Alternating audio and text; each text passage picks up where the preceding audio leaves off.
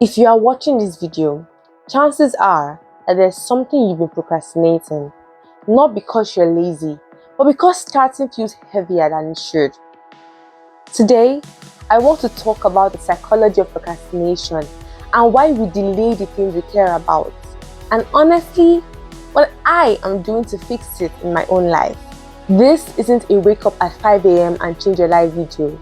This is about renewing your mind, understanding yourself, and learning to move even when the motivation isn't there. And yes, God is central to this conversation because I learned that for me, procrastination wasn't a productivity issue, it was a heart issue.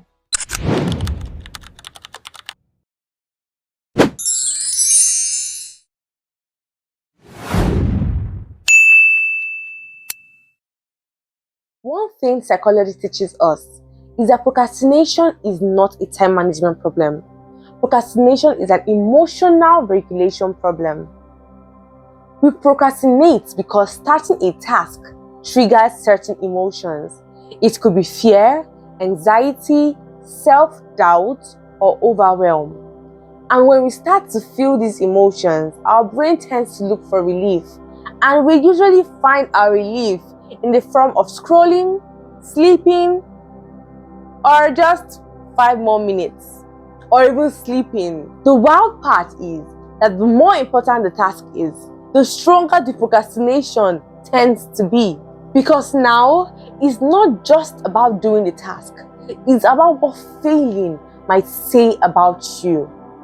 And that hit me very hard.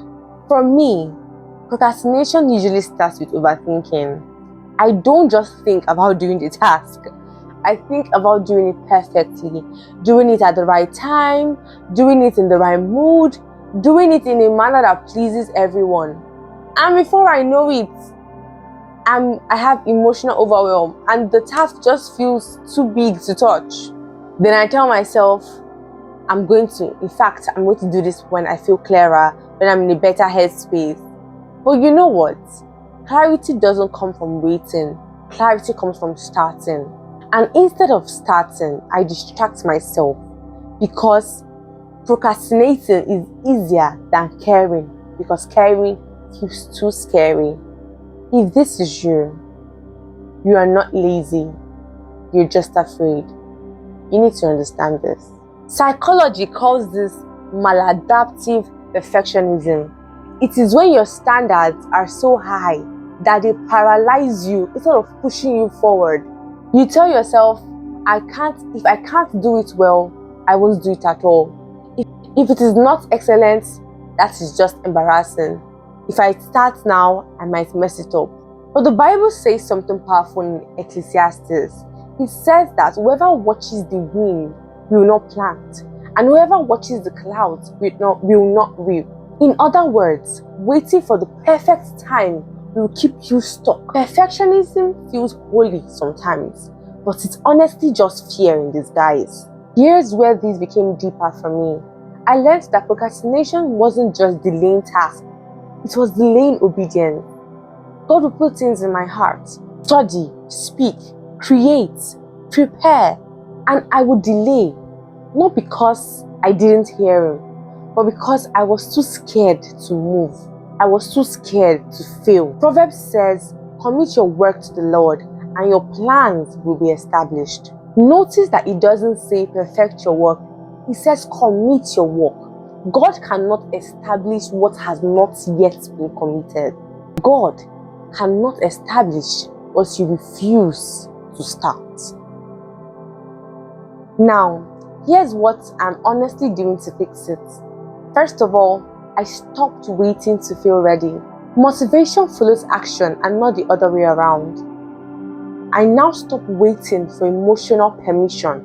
Even if I feel afraid, even if I feel unsure, I start a task. I reduce tasks to embarrassing levels. So instead of saying I'm going to record a YouTube video, 15 to 20 minutes video, I break it down. Set up your studio, so to speak. Record for 2 minutes just to build up momentum. Starting small is not embarrassing, it's wisdom, because at the end of the day, you still get the work done. I learned to separate my identity from my output. My worth is not in how productive I am. I am already loved without doing anything. And this is where having a beautiful community comes in. Because when you have a community of people who love you and are always affirming good words in your life, you would never ever feel less than. And even when you do, they'll be there to uplift you with their words, with their action. I pray before I plan. Sometimes procrastination isn't just about fear of starting. It's your soul's way of telling you, slow down and realign. So instead of just saying, God bless my productivity, I say, God, order my steps. Let your will be done in my life. Let your will be done in what I'm doing. Speak through me. I have learned to embrace progress over perfection. Oh my goodness. That is one of the biggest lessons I've learned. That movement is better than stagnation. Progress is better than perfection. Obedience is better than aesthetics. Consistency is better than aesthetics. And done is definitely better than perfect. Because like they say, practice makes perfect. So when you get it done multiple times, as you keep getting it done, you keep perfecting your skill at it. I mean, wisdom. If you're stuck right now, I want you to know that God is not disappointed in you. God is patient. God is gentle. And He's inviting you today to take one step. Not tomorrow, not when you feel confident, but today. Take that step. If this video spoke to you, please like it. Subscribe if you want more honest conversations like this. And comment below what's one thing you've been procrastinating on and what is one step you're going to be taking today. I'll be reading the comments. My name is Oza Mary Ann, Mary Oza, and welcome to my YouTube space.